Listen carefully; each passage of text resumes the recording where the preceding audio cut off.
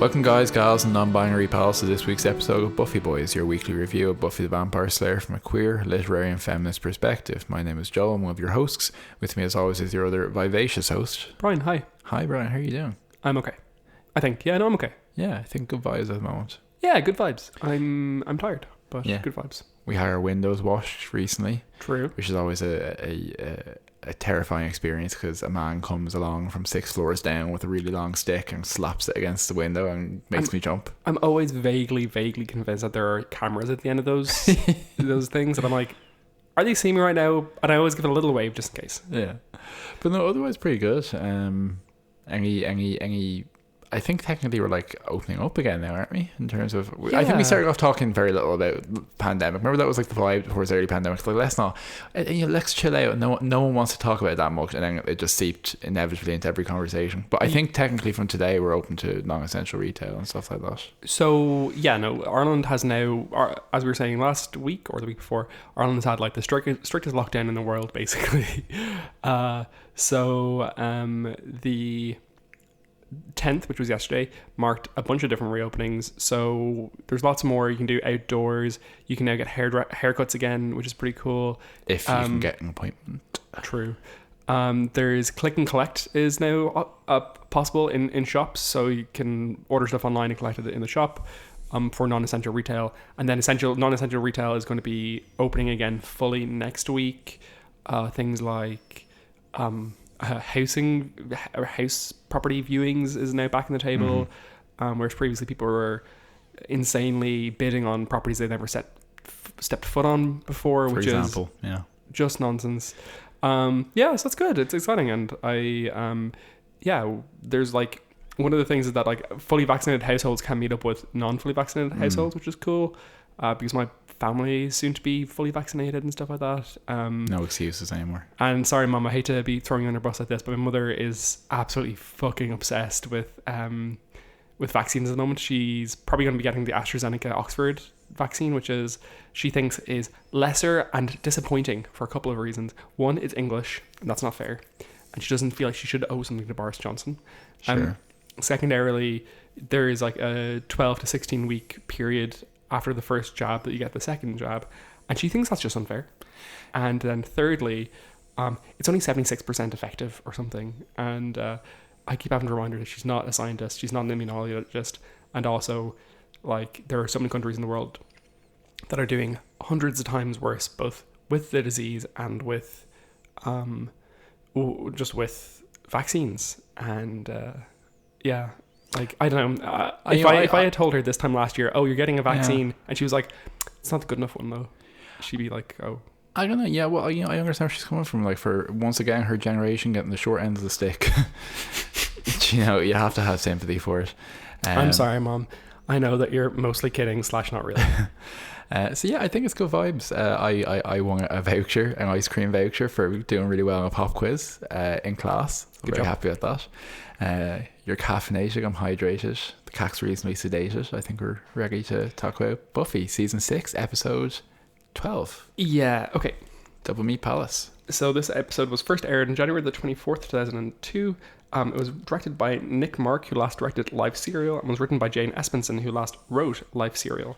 And here is your Buffy Ann summary. Buffy takes a job in a sinister hamburger joint with whose employees keep disappearing. She assumes they have gone into patties, but in fact these have no meat at all. Buffy and Spike make love. She and Willow defeat a demonic old woman who eats late shift workers, okay, yeah. Buffy is very bored but has a job.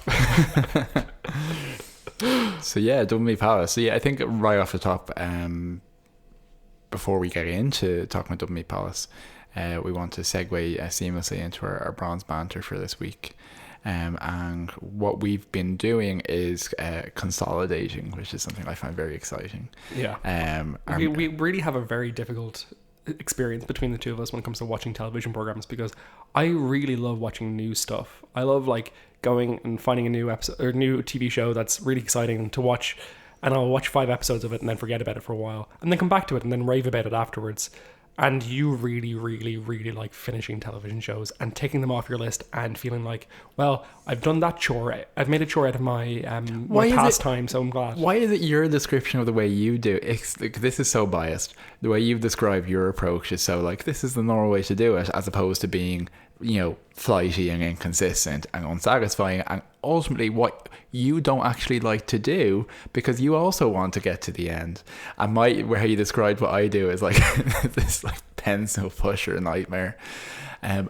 I think novelty is overrated. I think consistency is key. And have we not... It's very clear, Joel, in this relationship that you think novelty is overrated. Yeah, yes. Thank you.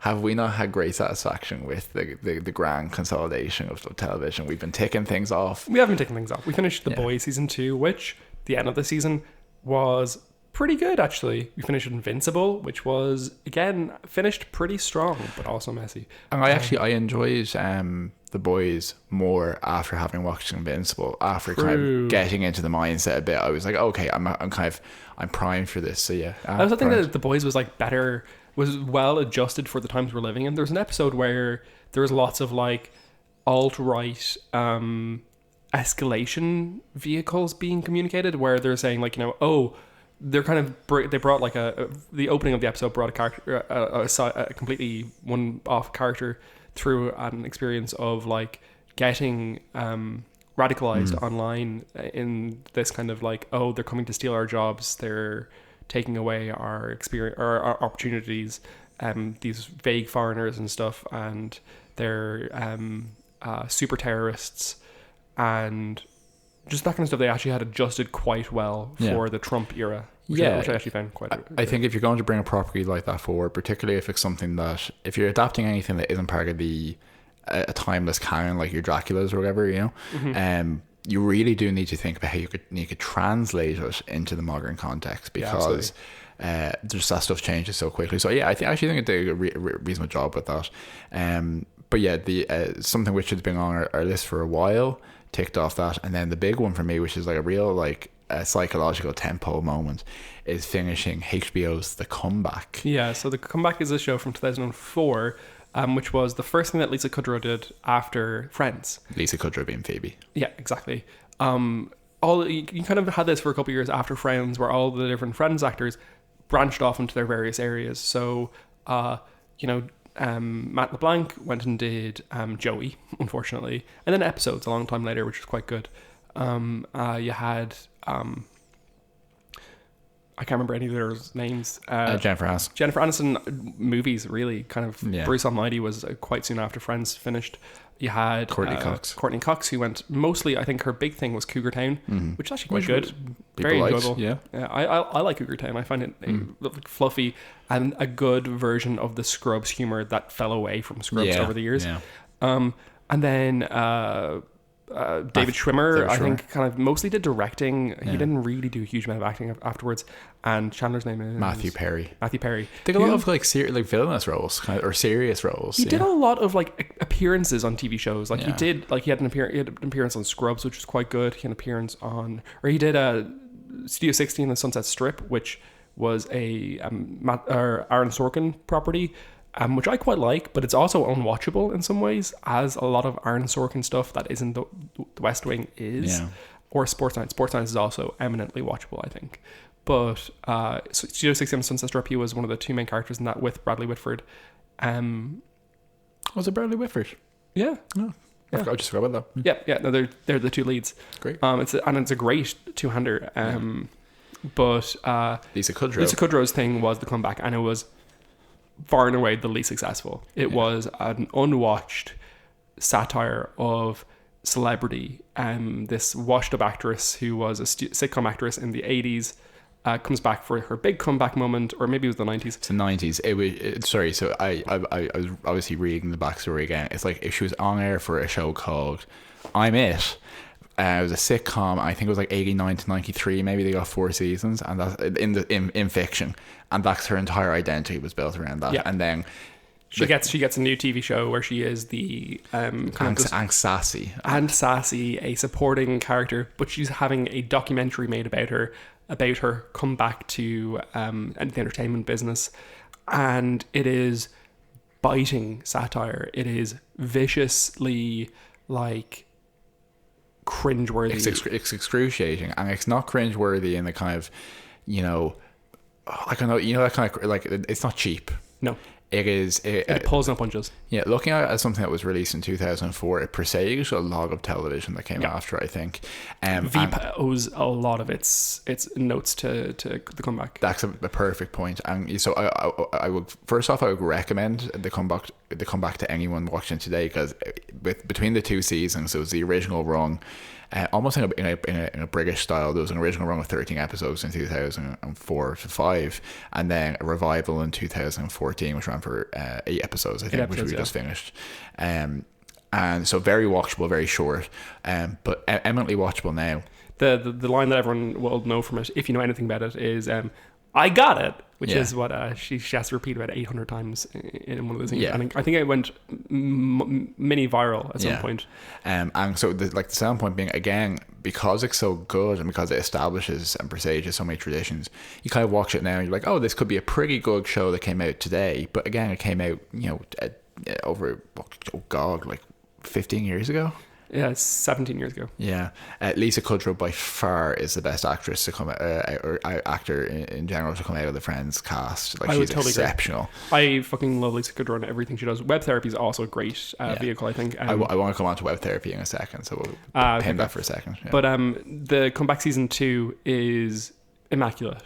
It's a perfect return to the story, and the series finale, because it doesn't seem like it's likely to come back, though it might do at some point, is incredibly touching and specifically life affirming and really experimental with how it uses the format it's using, because it's all mockumentary, and it kind of breaks that format towards the end in a really striking and really beautiful way.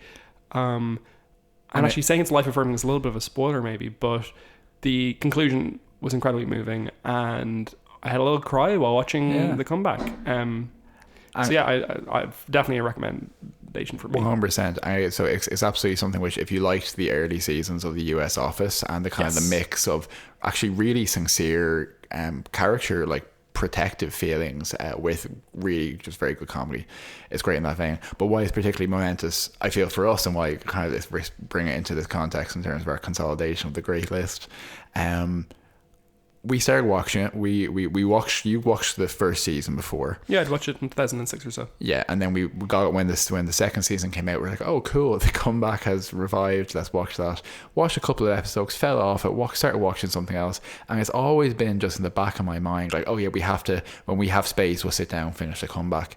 And then finishing it now, I realised that was 7 years ago that we first said that. We first watched the first 3 episodes and then came back to the remaining 5. Which is really strange, but like it's more like 6 years, but it's okay. Nice piece of closure anyway. So she did Lisa Kudrow, another thing easy to recommend, she did a series after that called Web Therapy. Started to get bizarre, like, early internet history, because it was like embedded in a lstudio.com website. Like, it started as a web series, but like pre being able to do that on YouTube, really.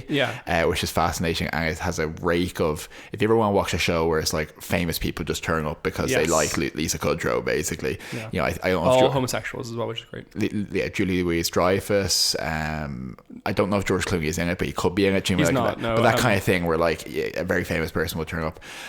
But what I think is fascinating with Web Therapy, and it's on my list to watch myself because I know you've already seen it, is the premise is that she is a psychiatrist, or a psychiatrist, who, for various reasons, has to start She's giving... definitely not a psychiatrist. Keep going, please. Oh, why not? Well, she has a new, like, what she's doing, one of the things is that she's not, like, qualified. She has some kind of history, some qualification, but this novel idea that she's giving therapy to people, or counselling, over a video call. And this is her new modality of therapy that she's invented, web therapy. And it is just so fascinating to watch that, after the year we've had, where it's fully, because I can just about remember how at the start of the pandemic, the idea of video calling people seemed so still foreign. And still, because I remember there was a guy in work who used to work at the other end of the campus and was just like, just video call me rather than me coming down. And even though that makes sense, I was like, I don't want to do that. But this idea of a show now where the whole premise is like video sessions and services, it's just really, I think, a fascinating thing to contrast, with real life. And also it's very, very funny. It is very funny. It's a precursor to Searching, that great movie that came up a couple of years ago, which was all told through laptop screens. And then also stuff like that movie that we watched recently. What was it called? The Zoom horror. Remember? Possessed? No. No, it was a one-word title. Hosted. Host. The Host? Anyway, something like that. But very much precursor of that and ahead of its time.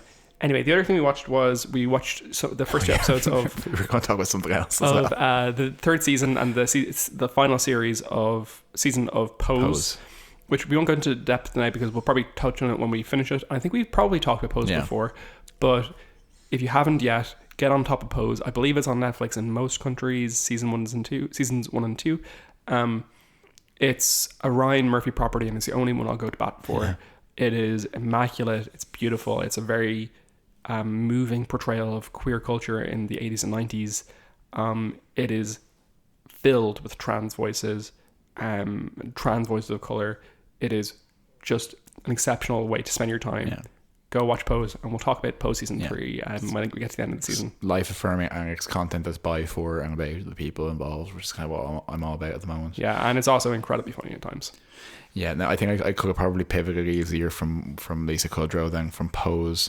But if we see a lot in Pose of just the importance of people trying to make ends meet, make ends double meet. And in this episode, we kind of get into, the idea of Buffy having to pay her way now and kind of really needing money because she's under pressure as kind of the head of the household. And I suppose, like off the top, something that acknowledges that Doublemeat Palace probably has a bit of a bum reputation in Buffy fandom. It's kind of like a bit of a weird, not particularly good episode. And what do you think, Joe?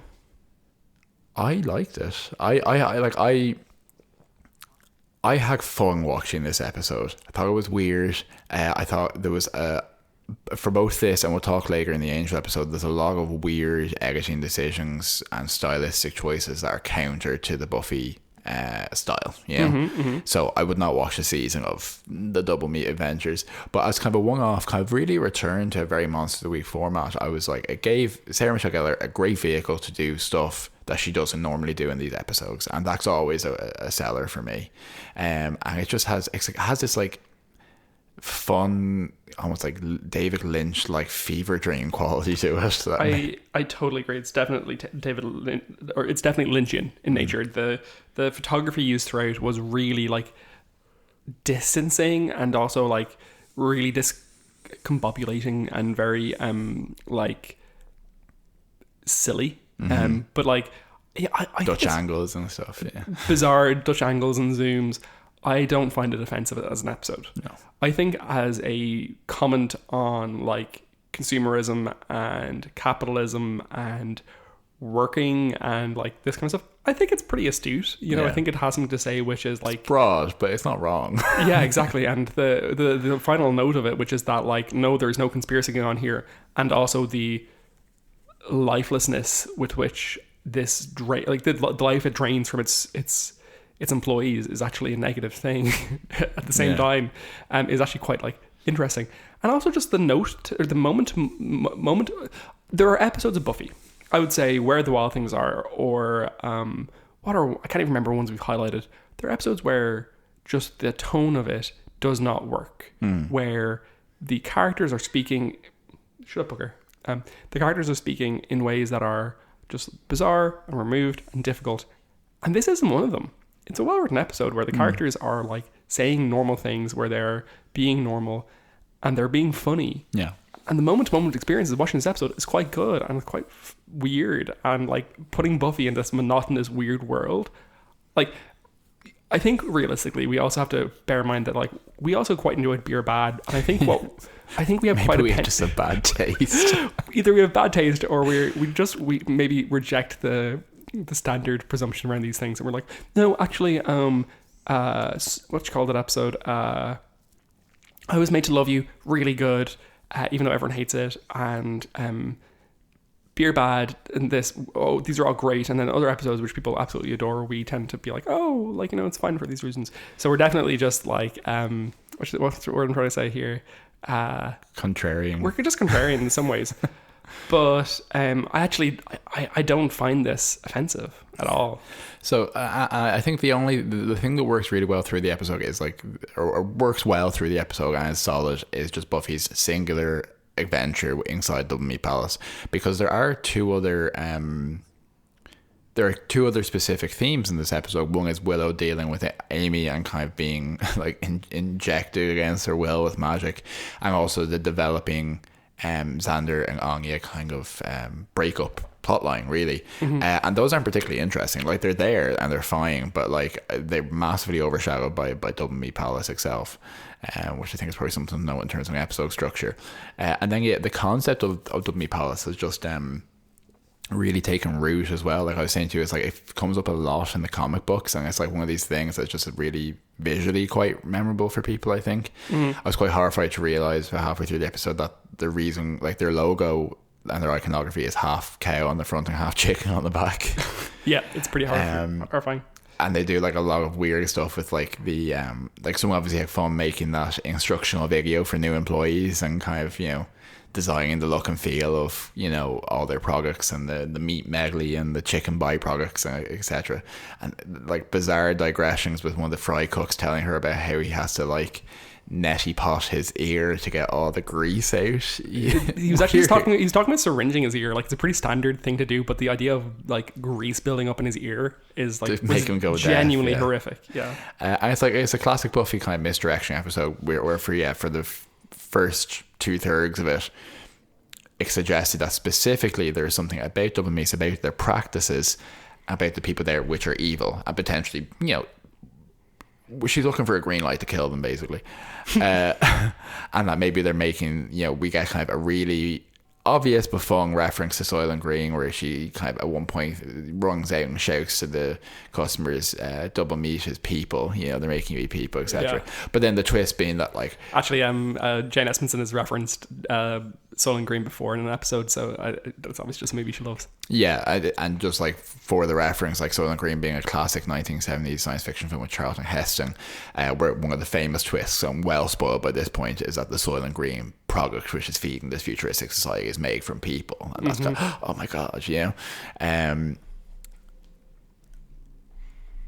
then in the end, it's just that the employees are kind of regular Sunny aliens, and it's a completely unrelated Wig Lady monster. Yeah, he doesn't get a name.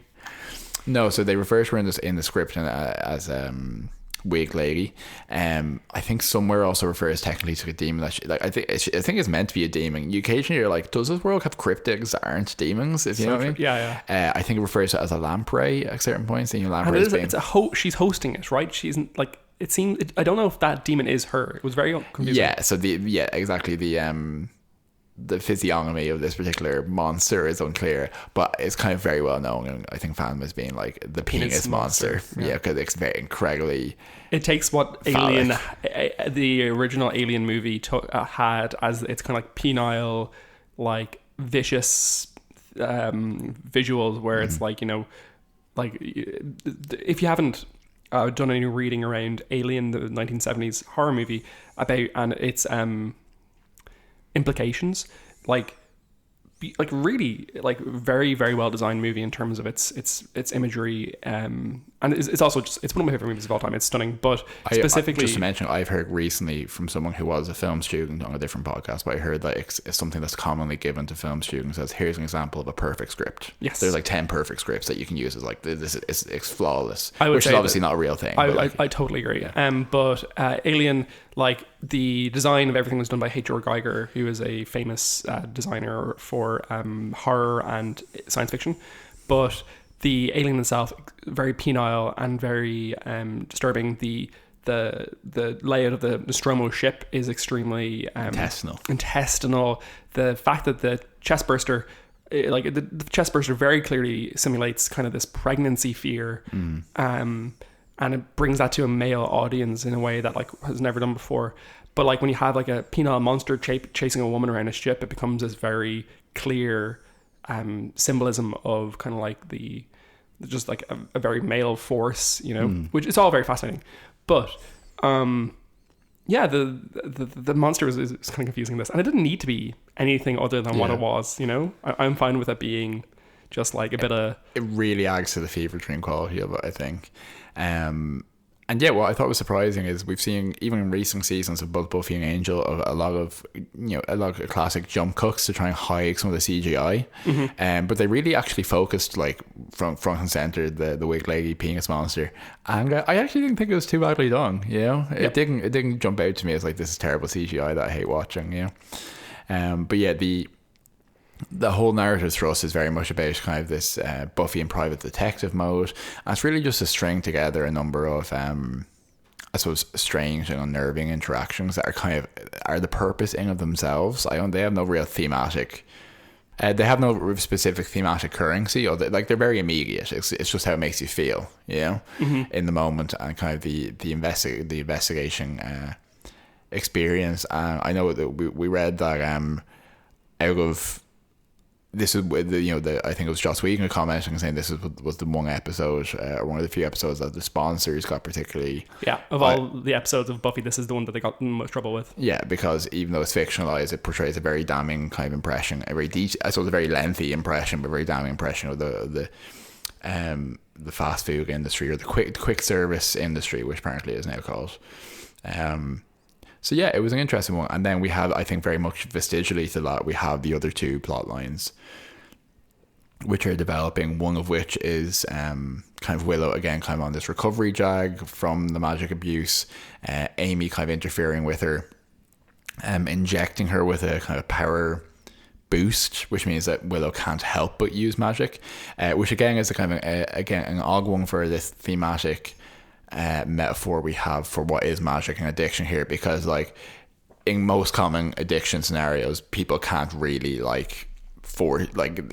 they can't really transfer something addictive to you. Like I'm sure you can think of scenarios in which they would, but it's not really a common step in the recovery pipeline or whatever, because she's not enticing or pressuring Willow. She actually just like throws it into her with magic, which is kind of interesting. The visual effects of her, like when she does that, are actually quite good. There's a moment where like she touches a vase in her room, and it just like unfolds like a banana, and she touches a pencil, and I was like, oh, that's so impressive the way they did that with a pencil, because it looks properly wobbly. And I was like, afterwards I was thinking, no, it's just sitting on the table and it looks firm when it's sitting on the table, but as soon as she picks it up, it's clear that it was just a wobbly pencil the whole time. And I was like, I'm down. But and I thought that was quite effective. That storyline, it doesn't really go anywhere, but I think at the same time, if you think about it from a story writing point of view, what it's trying to do is give Willow a challenge, which is to resist using this magic to solve the problem of the day, which is this issue of Buffy's workplace and the potential that it had the Doublemeat burgers contains humans. And she does it instead with science, go back to her roots. And I think, fine, I'm good with that writing, Go on. And yeah, so it's such a like I don't know, I think with Willow there's always been this vague hand wavy of like she's doing something impressive with her science skills, not necessarily outside the range of what someone her age could do or with her level of experience, but definitely something prodigy like, something very skilled. And what she actually describes in this episode when she kind of analyzes the burger is just that she just does a basic chemistry test on it to see if it has human blood in it. I was like, I suppose like this is one maybe I could have come up with that. As you think it's going to be some kind of like more complex chemical analysis she does, but it's actually just that like, oh no, it's not blood, it's vegetables. And that's the big secret kind of at the end of the episode. It's like Doublemeat Palace is not actually it's negative meat, really. And then probably some of the kind of the more Agog's interjections are Spike. Again, you take Spike out of his milieu, you put him into anything more mundane, he kind of looks ridiculous, and him standing in line at a fast food restaurant is very like, there's nothing intimidating about this, there's nothing particularly potent about watching the two of them. And what I actually thought was like a quite unrealistic sex scene, like I was unconvinced that they were having sex, I think the reason it's there is that like it's supposed to be a moment of absolute dullness for her, that like she's like trying to escape and then that just doesn't work. So I think the unreality of it is definitely an aspect of it. Yeah, maybe. It also just kind of felt a bit like James Marsters was standing slightly to the left of her or something. Yeah. It just didn't. There was nothing sparky about it. And then I suppose very much something we need to look at as well is that we have this burgeoning plot line with Anya and Xander, where we're leading towards Xander kind of getting cold feet on the wedding and kind of leaving Anya. And we have, I think, this is the episode then that introduces Halfrick, or has Halfrick been in it before? So Halfrick has been in it before, sort of. Yeah, technically, yeah. Well, no, but like it is actually her character. She doesn't know Spike, and sure, but it's retconned to be. Yes, it's probably retconned to be Halfrick. But yeah, no. Otherwise, this is the first appearance of Halfrick. Halfrick has the demon, as named. Yeah. So Halfrick being kind of Anya's demon friend from her demon days. Yeah, exactly. And who kind of, I think, in some ways, makes Anya doubt Xander's commitment in a kind of like spurious way, but also in kind of a realistic way, where she kind of a great word. I haven't thought about the word in a while. Spurious. I've used it incorrectly there, but whatever. But yeah, no, I think my putting my colours in mask, I think that like what's happening here is that Anya's realizing that Xander's just not very nice to her. Yeah, no, like it's interesting because it does kind of portray a dynamic where, okay, well, Halfrick is going to maybe always doubt, like, because when Anya says she's going to marry Xander, Halfrick's like, why? Yeah. Because obviously they're vengeance against men demons, or whatever the more accurate term for that is. But everything she describes, everything she describes is totally accurate. It's just like, what Xander says to her, where it's like, here's, there's one in particular that Anya says sometimes he'll say to her, here's how a real human would behave in this situation, or something like that, where it's like, that's actually not very nice at all. And he's been doing that for a long time, and he consistently, when in a group with his friends, will shame Anya. Appropriately, Joel's giving me eyes because he thinks that I do that to him, but I do it because it's needed, okay, and you deserve it. Also, importantly, when you do it, it's funny. It's true. And Xander's not funny. But yeah, and like there's a couple of noble things there. So at one point, Willow makes a reference to Xander about blah blah blah. Oh, you have lots to look forward to for the rest of your life, which is a pretty normal thing to say to someone when they're getting married. And he seems disgusted at the realization that it actually really is, ostensibly a commitment he's making for the rest of his life. And yeah, what I thought was interesting was he saw Halfrick in her demonic form. He's obviously never seen Anya like that because she's human by the time they meet. So he never really he obviously never really thinks about it. And it's like there's almost a kind of like what, I'm not trying to say colonizer because that's far too strong, but it's never really occurred to him to learn about her. Now, she is a demon. I know that we can't the show really blurs the lines here, but she does consistently portray that there's a side of her world, a culture, a group she's part of, which has its own traditions, has its own community, which is important to her. And he is just constantly saying, I don't want to know anything about that. I've never asked what you really looked like. I don't want your weird blood larva thing. Now, obviously, there's an element of campness to that because it's not one-to-one with any kind of real minority or ethnic group situation. But if you look at it, this has been her strength that she's brought to the group consistently, is her experiences, her knowledge base, her unerring looking at things, and he actively operates against that. He thinks that information is useless and that information is not worth him exploring further. Because if we go back, I was just thinking one of the most impactful things she did early on was having seen an ascension before for the Master. That is actually very much the function in the party she brings, is that kind of knowledge. And he's very dismissive of it, while just being a lump of a person who is eating a man burger. Yeah, 100%. So I think I think Hell's Bells is obviously going to really bring that to a fore. But it's one to watch. One thing I'll say quickly before we go into the dusting is that Rhonda Wilcox in her book Why Buffy Matters: The Art of Buffy the Vampire Slayer has an essay in one of her kind of more I I want to say thematic chapters rather than episode specific chapters in the book. There is a chapter called Show Me Your World, Exiting the Text and the Globalization of Buffy. And it kind of just talks about the globalization issues in Buffy, how and stuff like that. And she does write about Doublemeat Palace to some degree, because it is obviously a very clear admonition of capitalism. So like she kind of goes into a little bit about it's only a couple of pages she writes about it, but it's she highlights things like, she says there are few grimmer scenes in the series than Buffy's use of sex as an opiate, avoiding eye contact with Spike as they grip each other upright against the wall in the alleyway behind the restaurant, which absolutely. She also highlights like Buffy, a number of us may have worked at such a job at one point or another, but what does it mean to be what the manager calls a lifer? Like it's an interesting essay. I've always kind of strayed away from Marxist readings of texts as a literary tradition, because I just find it just doesn't fall into my specific interests, which is fine. But yeah, it's an interesting one. Go read it if you want to. I do think it's one of those mogues where those kind of Marxist approaches, I sometimes find with those kind of Marxist approaches, or if you're looking at the kind of the capitalist or the consumerist, it can be more inclined, because like most other criticism, there's an element of like opinion or personal interpretation, whereas if you're looking at something systematic, you're kind of required to suggest that there is the system at play there in a way that maybe it's not intended, or there's just not enough to make it substantial, Yeah, no, absolutely. Yeah, and I think that will be the case for Buffy. Like Buffy doesn't, I think as a show, doesn't have much to say about capitalism or Marxist readings of things, apart from this kind of very brief foray into Buffy's financial woes. Okay, should we move into the dusting, Joel? Yeah, that's absolutely. All right, I have some Buffy bits for you.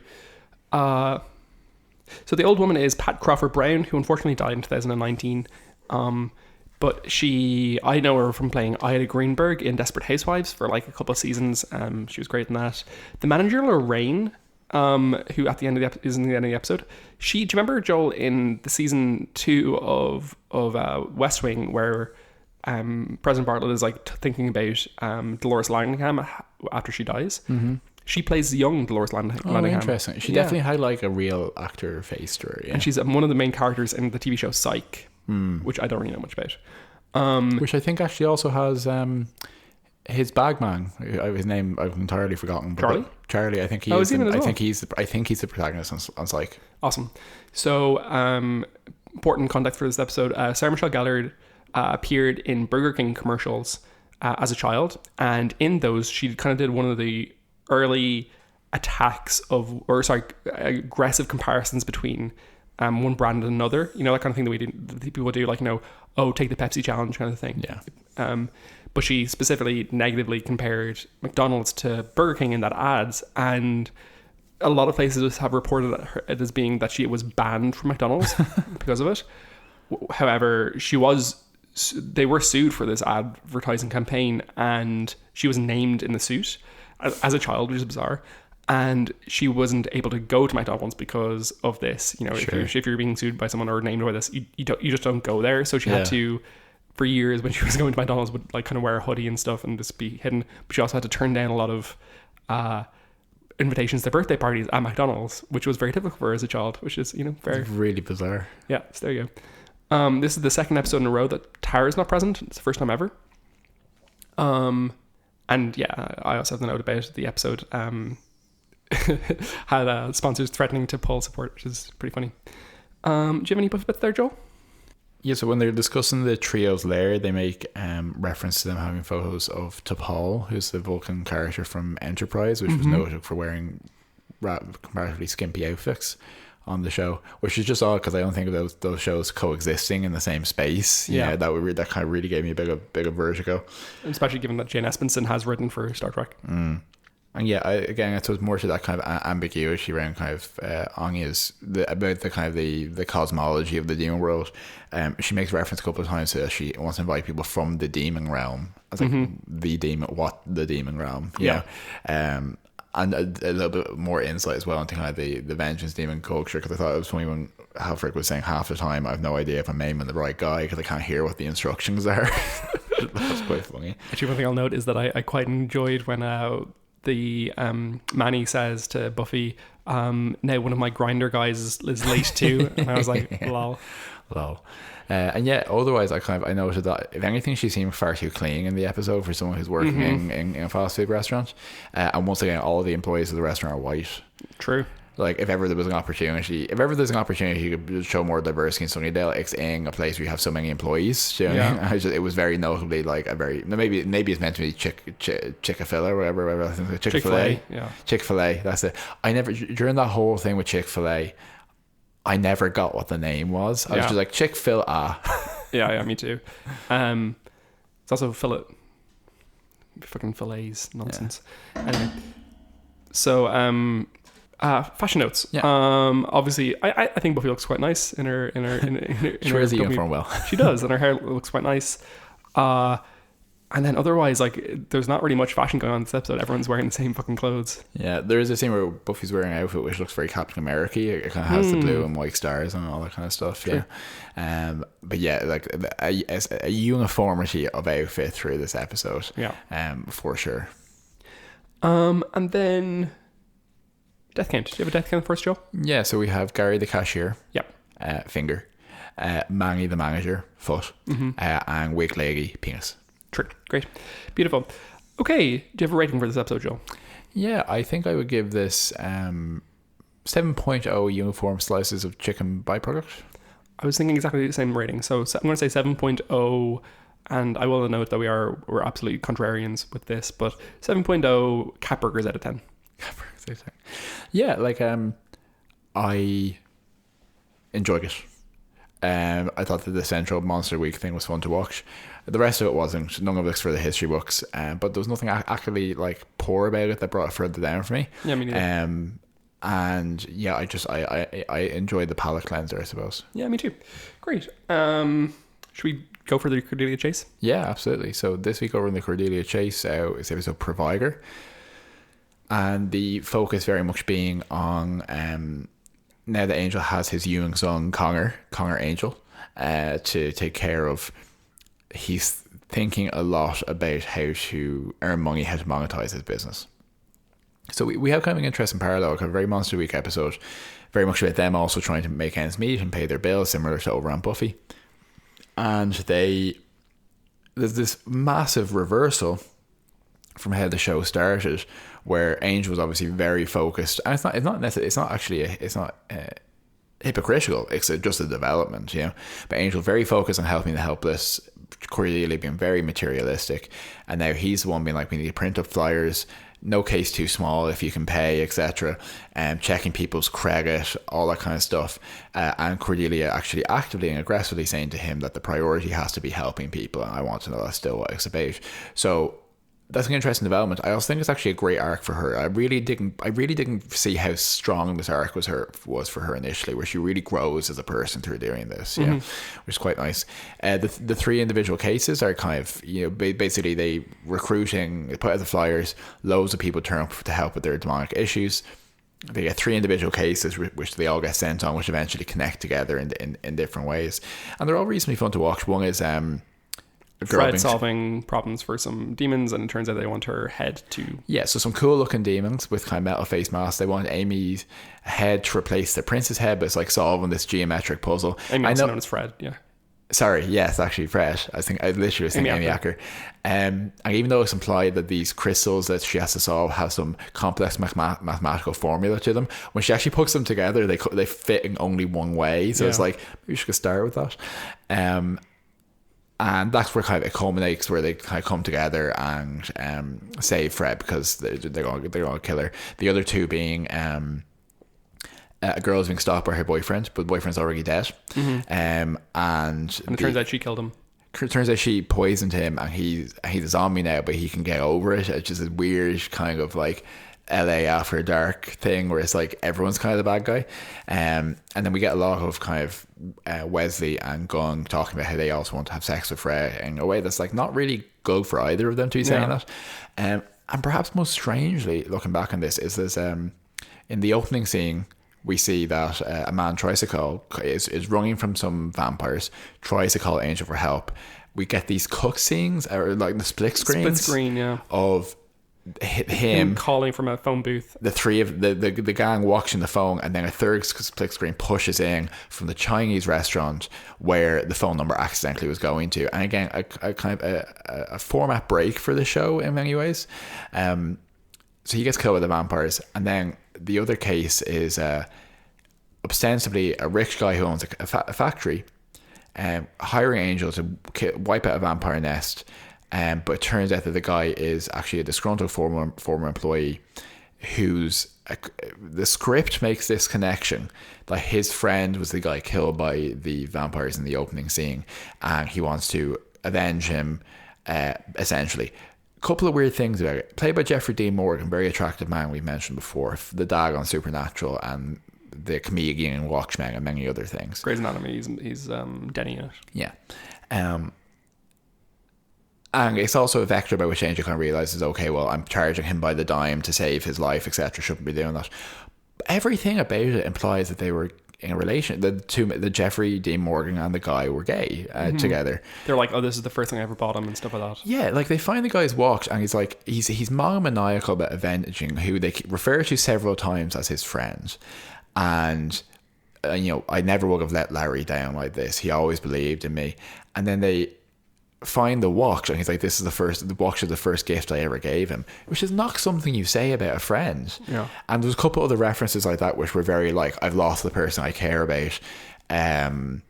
So it feels like they might have been gay at some point in the script, and that changed. And also there's no connection in the script to the fact that he is the person in the opening, or in the episode to the person he is in the opening scene, only in the kind of the background information. So like a weird one, an interesting one. I probably maybe equally give this episode 7 failed feminist gestures. I think that it was Monster of the Week. It had good character. Everyone had something to do. Everyone absolutely had something to do. Great character development for Cordelia, really kind of pushing that arc. Some comedic moments for Angel, and just like a lot of weird stuff going on, and an opportunity to show some interesting imagery as well, like with the cool demons and all that kind of stuff. So yeah, I enjoyed it. I'd really give it a 6 failed feminist gestures. And like, I'm not saying it's bad in any way. I enjoyed it well enough, but just like it didn't quite catch me. It didn't catch my imagination in any special way or any significant way. We were playing Hollow Knight, so shut the fuck up. Yeah, I was on my search for the entirety of it. Which I invite, I guess, absolutely. But no, yeah, 6 is fair. I'm going to stick with 7. I enjoyed it. Great. And I have this headcanon of Jeffrey Dean Morgan's whole side story where he's like trying to avenge his lover. And also underneath that there was like this continuing thing, which actually with Hulks and Justine, him trying to radicalize Justine and find other people who also can be radicalized. But the image I remember about the Hulks Justine thing is him pinning her hand to the table with a screwdriver and basically using it as a test of her loyalty, which would make her significantly more incapable of helping him in future because she'll have permanent nerve damage. So I'm going to stick with 7 for that. Yeah, I enjoyed it. I'm happy how both these arcs are developing. So next week is Dead Things, which is like fucking maybe the darkest episode of Buffy. Yeah. So on that note, thank you much for joining us. We had a fun one this week. We hope you enjoy it. We're happy to have you here. If you did enjoy it, please let us know. Tell your friends. Tell the penis monsters in your life. And we will see you all next time on Buffy Boys. Buffy Boys. That's it. Bye.